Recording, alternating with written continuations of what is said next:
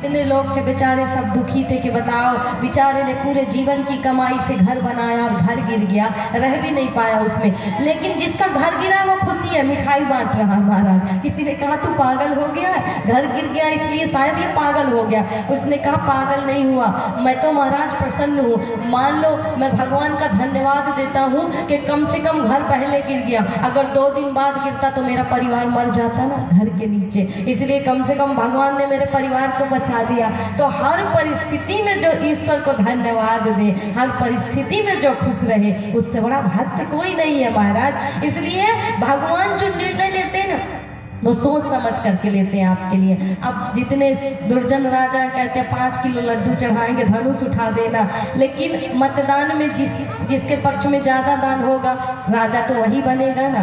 कहते हैं दुर्जन राजा कह रहे हैं उठ करके कि भगवान गणेश जी धनुष उठा देना तो लड्डू चढ़ाएंगे, लेकिन सज्जन राजा कहते हैं इससे ना उठे तो हम दुगना भंडारा करेंगे महाराज। अब जिसका पक्ष ज़्यादा था उसकी विजय हो गई। धनुष को उठाने के लिए एक के बाद एक राजा आए, सोचा तिनके के समान उठा करके फेंक देंगे, लेकिन कहते हैं ना कि भगवान जहाँ बैठे हो वहाँ दुष्टों की नहीं चलती, किसी से धनुष नहीं उठा और वहीं पर मुख नीचे लटका करके आ करके शांति से बैठने लगे। और वैसे भी समाज में कहा गया है कि बहुत बोलने वालों की इज्जत पैरों में होती है, अर्थात झांझर बहुत बोलती है, पायल बहुत बोलती है, तो इज्जत कहाँ है? पैरों में ही है ना, पैरों में ही मिली है। लेकिन बिंदी कुछ नहीं कहती तो कहते हैं माथे की शोभा बढ़ाती है महाराज। तिलक कुछ नहीं बोलता इसलिए माथे की शोभा बढ़ाता है। तो जो बहुत मौन होते हैं वो हमेशा भगवान के सिरधार भगवान उन्हीं करते हैं, अपने मस्तिष्क पर सजाते हैं और कहते हैं जो बहुत बोलते हैं उनका स्थान हमेशा नीचे ही भगवान ने लिख दिया है। इसलिए पायल को नीचे पैरों में पहना जाता है और बिंदी को माथे की शोभा बनाई जाती है। तो बहुत बोलने से कोई मतलब नहीं होता, जिन्होंने बोला उनकी नाक कट गई और आकर के बैठ गए शांति से। कहते हैं उस समय माना जाता है, गोसाई जी लिखते हैं, गोस्वामी जी ने सुंदर वर्णन किया कि भूप सहस दस एक ही बारा लगी उठावन टराई नटारा। भूप सहस दस एक ही बारा लगी उठावन टराई नटारा।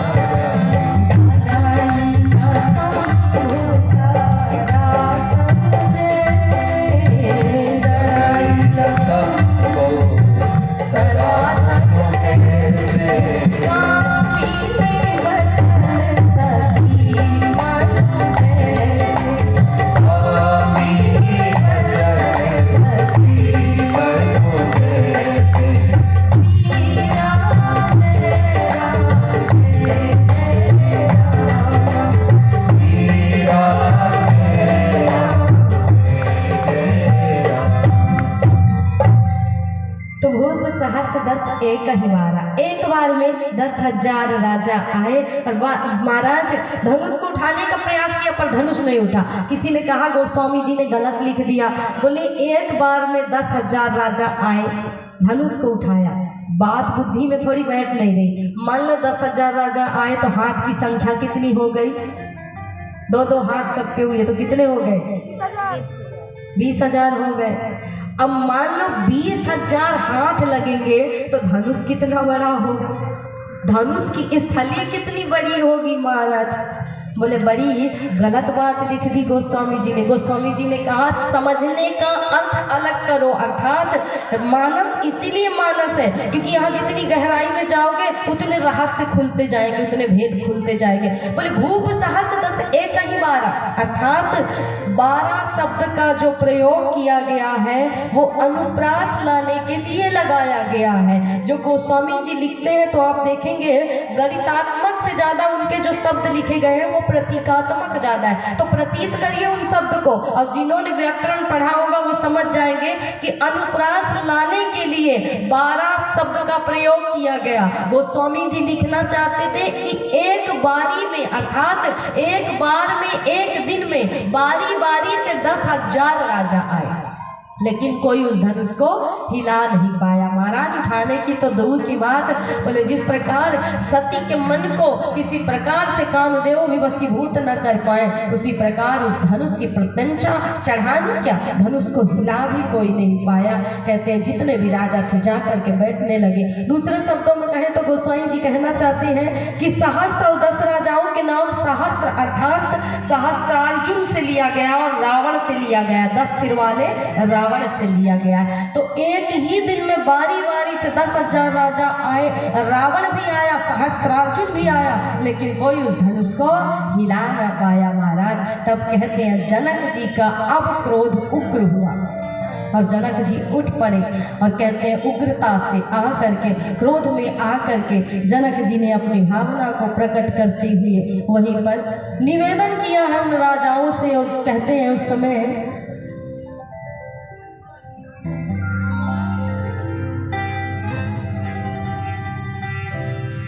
द्वीप द्वीप के भूपति नाना आए सुनी हम जो पंथाना। राम सिया राम जय जय राम, सिया राम जय जय राम।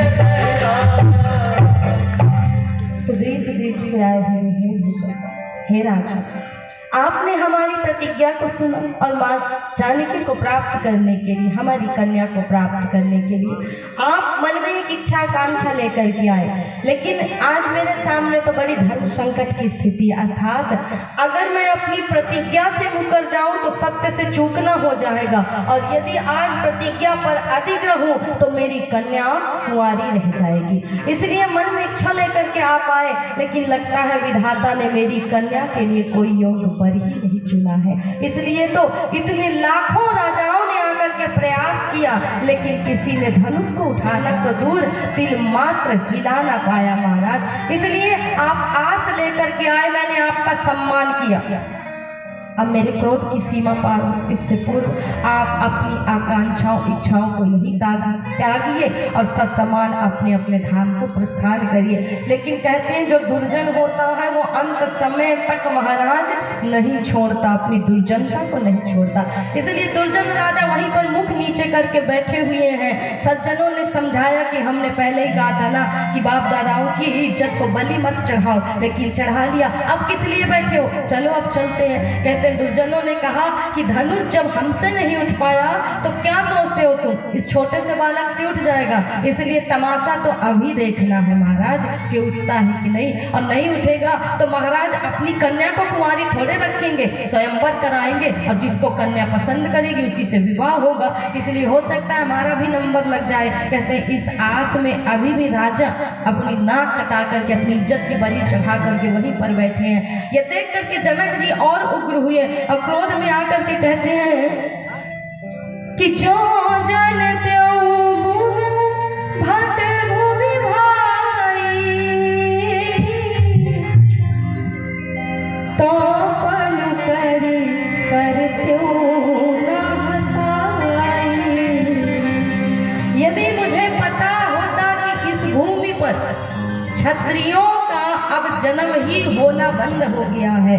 परशुराम के 21 बार क्षत्रियों के संहार से यदि मुझे पता होता कि वीरों ने अब जन्म लेना छोड़ दिया तो मैंने अपने जीवन में ऐसी प्रतिज्ञा कभी ली न होती। आज तो मेरे सामने धर्म संकट की स्थिति है, सत्य है, प्रतिज्ञा है, और एक तरफ मेरी कन्या है। यदि कन्या के भाग्य को चुनूं तो सत्य से प्रतिज्ञा से मुकरना हो जाएगा, और प्रतिज्ञा पर अडिग रहूं तो मेरी कन्या कुंवारी हो जाएगी। मेरे सामने तो बड़ी धर्म संकट की स्थिति है। कहते कोई नहीं बोला, लेकिन जो सच में वीर था उसका खून खौला महाराज। और लक्ष्मण उठ पड़े उग्र होकर के, भैया बिना पूछे बोल रहा हूं इसलिए क्षमा करना। लेकिन जनक जी ने अविवेक की बात की है। विवेक